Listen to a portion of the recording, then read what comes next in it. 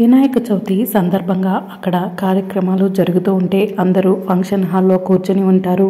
అప్పుడే శౌర్య, రామలక్ష్మి ఇద్దరు కుర్చీలో కూర్చుని ఉంటే భూమి వాళ్ళ దగ్గరికి వచ్చి రండి రండి అంటూ వాళ్ళని లాగుతూ ఉంటుంది.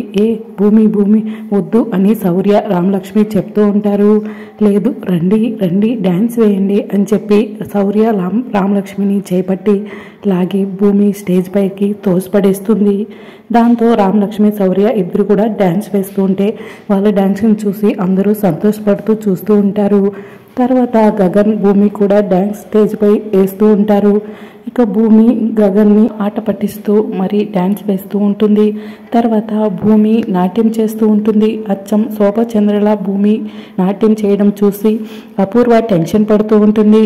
శరత్చంద్ర అదేంటి ఈ భూమి అచ్చం శోభచంద్రలా నాట్యం చేస్తుంది అని షాకింగ్గా చూస్తూ ఉంటాడు. అలా భూమి నాట్యం పూర్తి అయిన తర్వాత జానకి స్టేజ్ పైకి వెళ్ళి ఒక్కసారిగా భూమిని హగ్ చేసుకుని భూమిని తదేకంగా చూస్తూ ఉంటుంది. అప్పుడు భూమి కూడా అదే పనిగా ఏంటి ఈవిడ నన్ను ఇలా చూస్తుంది అని చెప్పి భూమి కూడా చూస్తూ ఉంటుంది. అప్పుడే జానకి, నువ్వు శోభాచంద్ర కూతురివి కదా, అందుకే కదా అలా నాట్యం చేసావు, చెప్పమ్మా చెప్పు, నువ్వు శోభాచంద్ర కూతురివే కదా అని జానకి మరీ అడుగుతూ ఉండటంతో ఒక్కసారిగా శరత్చంద్ర, అపూర్వ ఇద్దరు కూడా షాకింగ్గా చూస్తూ ఉంటారు. జానకి అలా స్టేజ్ పైకి వెళ్ళి ఒక్కసారిగా భూమిని అలా అడుగుతూ ఉండటంతో అక్కడ ఉన్న వాళ్ళంతా కూడా లేచి నిలబడి షాకింగ్గా చూస్తూ ఉంటారు.